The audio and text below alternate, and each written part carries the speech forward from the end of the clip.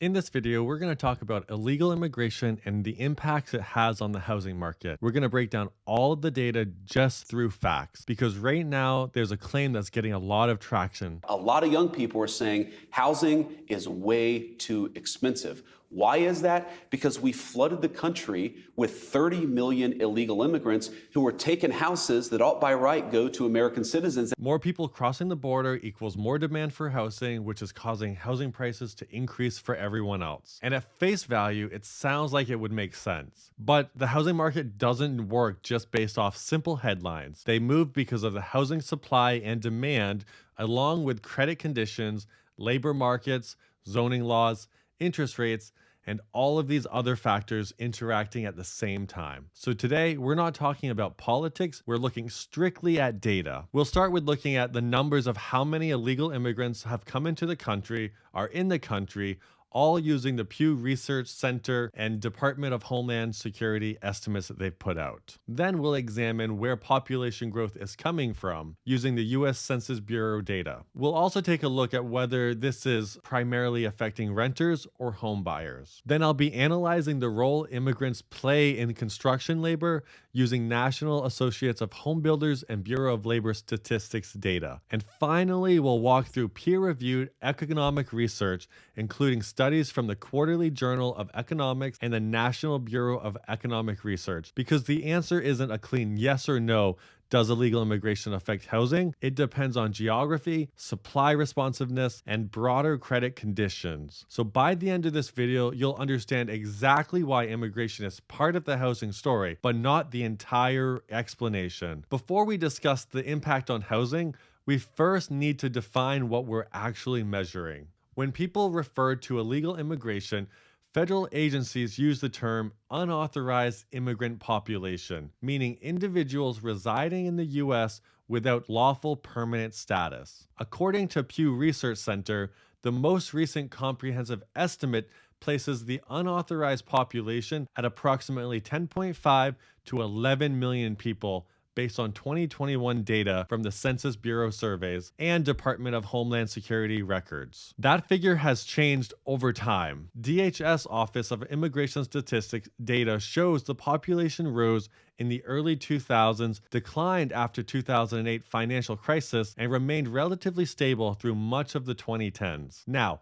here's a crucial distinction. Border encounters reported by U.S. Customs and Border Protection are not the same as permanent settlement. Encounters include repeat attempts and do not directly equal net additions to the resident population. For housing impact, economists focus on the net migration, the number of people who remain in the country and form households. In its 2024 budget and economic outlook, the Congressional Budget Office revised its projections upward for net migration in recent years. The CBO expects this higher migration to increase population growth and labor force participation over the next decade. From a housing perspective now, what matters is not simply how many people cross the border, but how many people remain where they live and how many households they form. And that leads directly to the next point. Where does population growth occur? Housing markets are local. A 1% increase in its population in a small metro does not affect prices the same way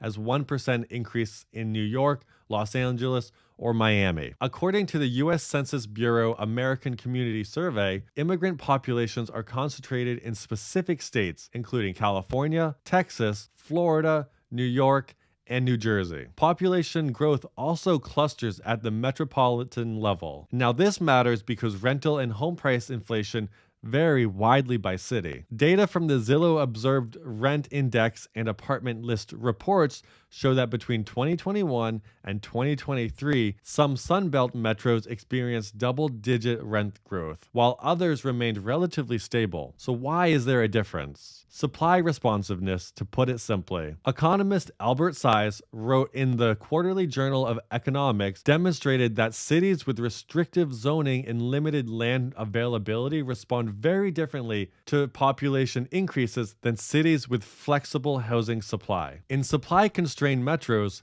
demand shocks from migration or other factors are more likely to translate into rent increases. In elastic markets, additional construction moderates the price effect. So the question isn't simply whether immigration increases demand, it's whether local supply can respond. But we also need to examine who is entering the housing market: renters or buyers. Population growth does not automatically equal higher home prices. It depends on how new arrivals participate in the housing market. According to the US Census Bureau's American Community Survey, the homeownership rate for native-born households is approximately 65%.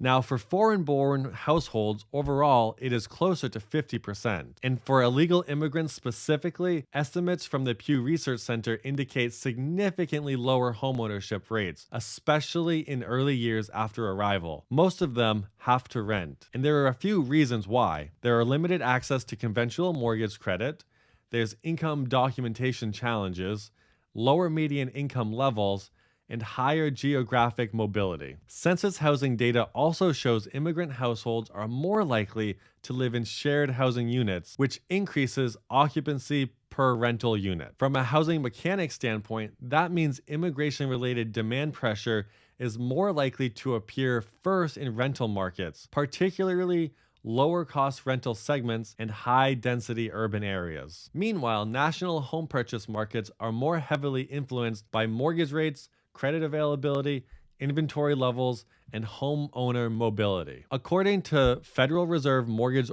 origination data, the vast majority of homes purchased rely on conventional financing, which unauthorized immigrants are often unable to access. And that makes a big difference in this discussion, because when people say housing prices, they often mean single-family home values, not rental rates. But now we have to examine the other half of the equation. Housing markets are shaped by both demand and supply. According to the National Association of Home Builders, labor shortages have been one of the most significant constraints on new housing production. NAHB surveys consistently report that builders say labor shortages are a primary barrier to increasing housing builds. The Census Bureau American Community Survey data shows immigrants make up approximately 25 to 30% of the construction workforce, with higher concentration in states like Texas and California. Immigrants are disproportionately represented in trades such as framing,